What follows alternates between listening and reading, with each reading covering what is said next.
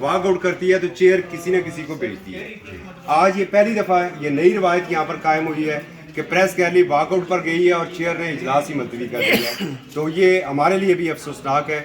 हम आपके इंतहाई शुक्रगुजार हैं। साबिक सदर MB सुमरू साहब, आप सर ज़रा ब्रीफ कीजिए इस बिल के हवाले से। मैं अपोजिशन का सारे मौजूद जितने भी हमारे लीडरान हैं उनका मैं शुक्रगुजार हूँ वो आप आए हैं।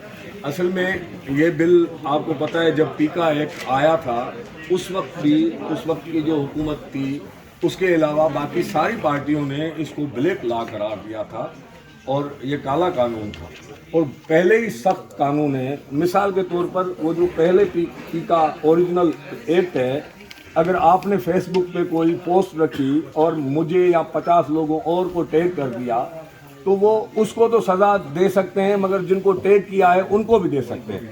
अब इस लॉ लाने की इनको ज़रूरत इसलिए पड़ी है कि अब उस लॉ को रेगुलेट करना चाहते हैं। अब ट्रिब्यूनल बनाने के लिए और अथॉरिटी के क़याम के लिए और सख्त सज़ाएँ देने के लिए ये बिल लाया गया। अब पहले भी जब पेमरा बनाया गया जो हमारे साथ, क्योंकि हम पॉलिटिशियन नहीं हैं, हम सहाफ़ी हैं, हम अपने राइट्स तक काम करेंगे, बाकी आवाम की जंग लड़ना ये आपका काम है, मैं उनका नुमाइंदा नहीं।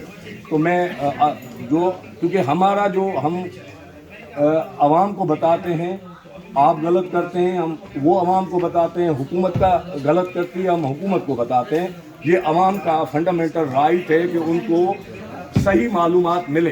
तो हमारे साथ पहले भी ये किया गया। जब पेमरा एक्ट लाया गया तो उस वक्त हुकूमत ने, परवेज़ मुशर्रफ की हुकूमत ने ये सोचा कि पेमरा को किस तरह अपने कंट्रोल में किया जा सकता है, टीवी चैनल्स को कैसे रेगुलेट किया जा सकता है, मगर उन्होंने ये नहीं सोचा कि जो टीवी चैनल के रिपोर्टर्स होंगे, उनके जो कैमरामैन होंगे, उनके राइट्स कैसे होंगे, उनका सर्विस स्ट्रक्चर क्या होगा।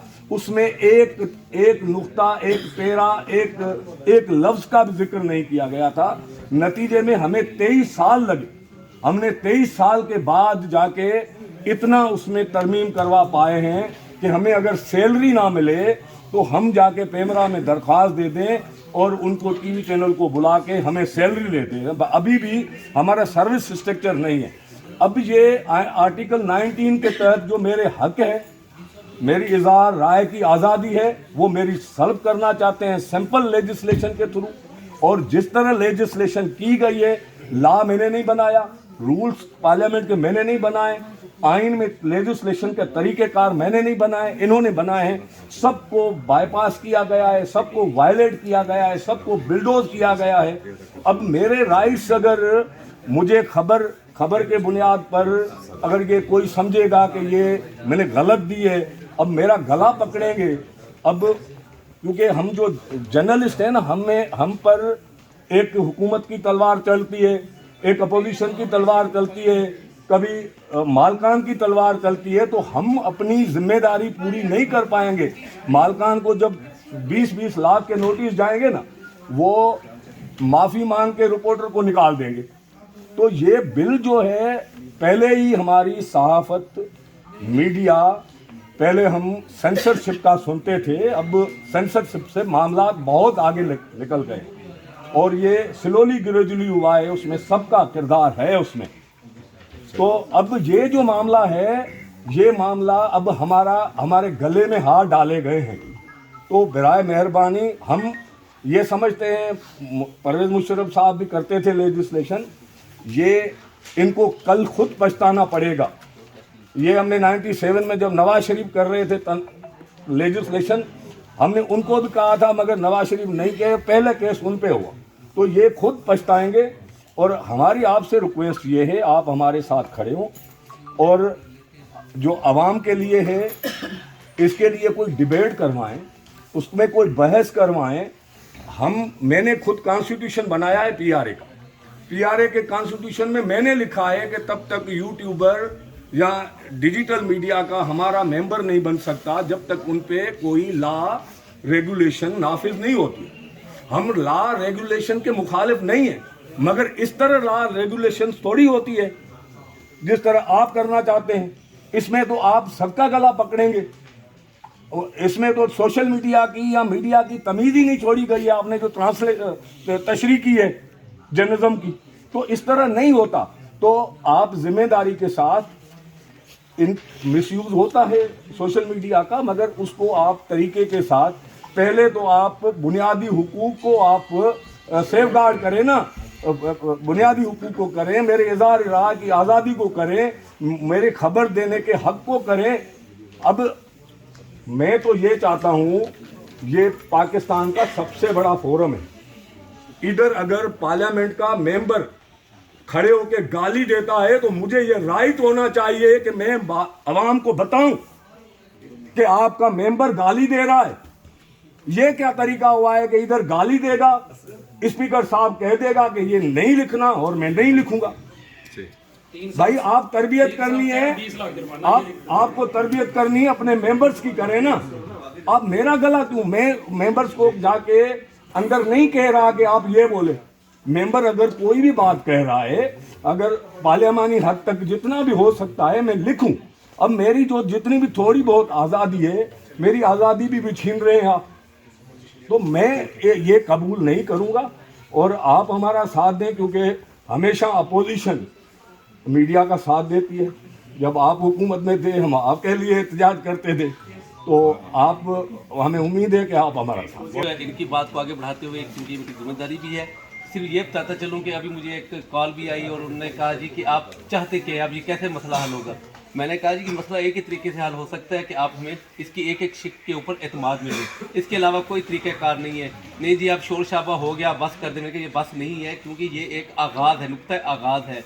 और यकीनन ये एक जद्दोजहद है। देखें उसकी वजह ये नहीं कि ये ना मेरे राइट के लिए, ना सुमरो साहब के राइट के लिए, ये पूरी कम्युनिटी का राइट है।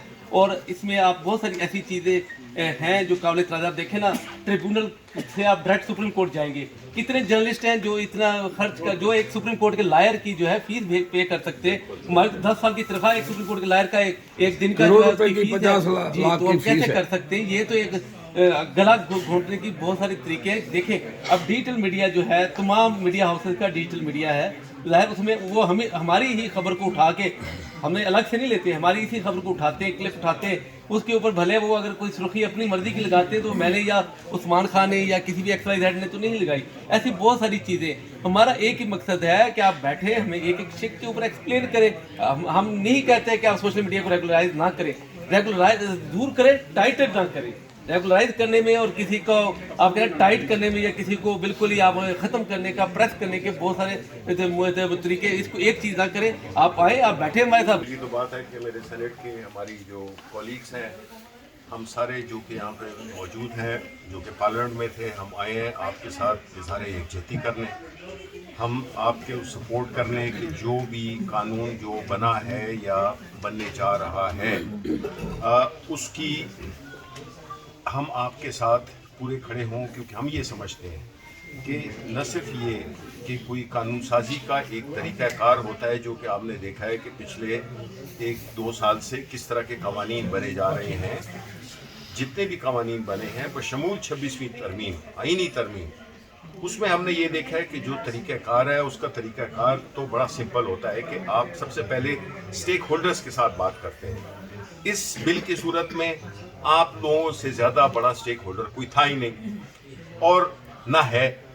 अब आपकी मशावरत के बगैर आपको एक ऐसे कानून में फंसा दिया जाए, और वो आप नहीं है फंस रहे, असल जो हदफ है, मुझे ये मेरा ख्याल है कि मुझे कहने दें कि ये जो कानून साजी आपने पिछले कितने अरसे से आप देख रहे हैं, इसका बुनियादी हदफ पाकिस्तान तहरीक इंसाफ है।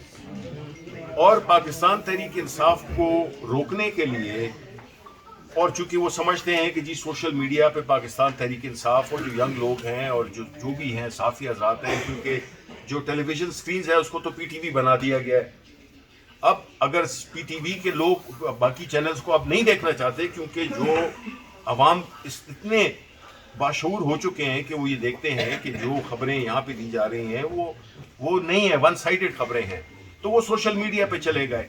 अब जो कानून साजी हुई है, पीका लॉ नवाज शरीफ की हुकूमत में बना था 2016 में, उस वक्त भी उस वक्त हम अपोजिशन में थे, पीपल्स पार्टी भी अपोजिशन में थी, लेकिन पीपल्स पार्टी अब बदकिस्मती से अपने माजी का साया भी नहीं रहे, वो उन्होंने एक ऐसा सपोर्ट किया गवर्नमेंट को। हम उस वक्त 4 सेनेटर्स थे पाकिस्तान तहरीक इंसाफ के, सिर्फ 4 थे पहले दफ़ा जो आए थे।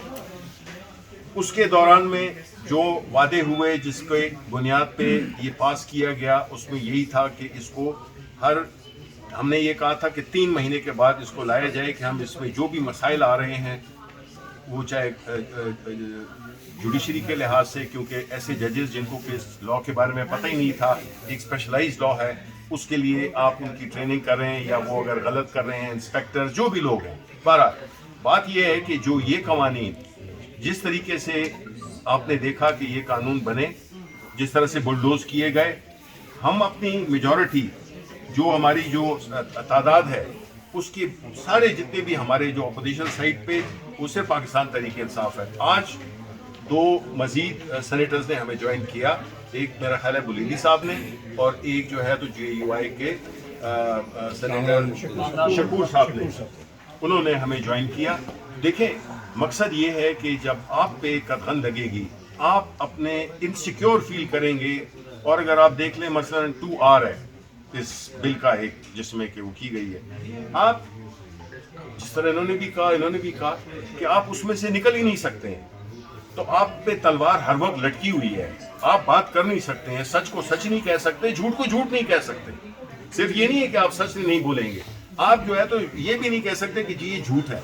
तो जब सच और झूठ के बाद का जिक्र आप न कर सकें और आपको एक बिल्कुल एक रोबोट बना दिया जाए जो कि सिर्फ जो है ना एक बड़े ही वो तंग रास्ते में, जिसमें कि आप बिल्कुल पुलिस सरात पे चल रहे हो, ऐसे में आप अपनी ड्यूटी कर सकते हैं? सवाल नहीं पैदा होता है। और फिर जो ये कहा गया कि जी इससे ट्रिब्यूनल से आप सीधा सुप्रीम कोर्ट जाएं, ये एक पूरा टियर ख़त्म किया गया है आपकी उसका अपील का। तो ये कानून है, ये बिल्कुल एक ऐसा काला कानून है, ये ड्रैकोनियन है, ये कानून नहीं है, ये एक किस्म की उसको जिसको हम कहते हैं कि जो हुकूमत अपनी वो मनमानी करके उस मनमानीपन को कानून की शक्ल दी गई, ये कानून नहीं है।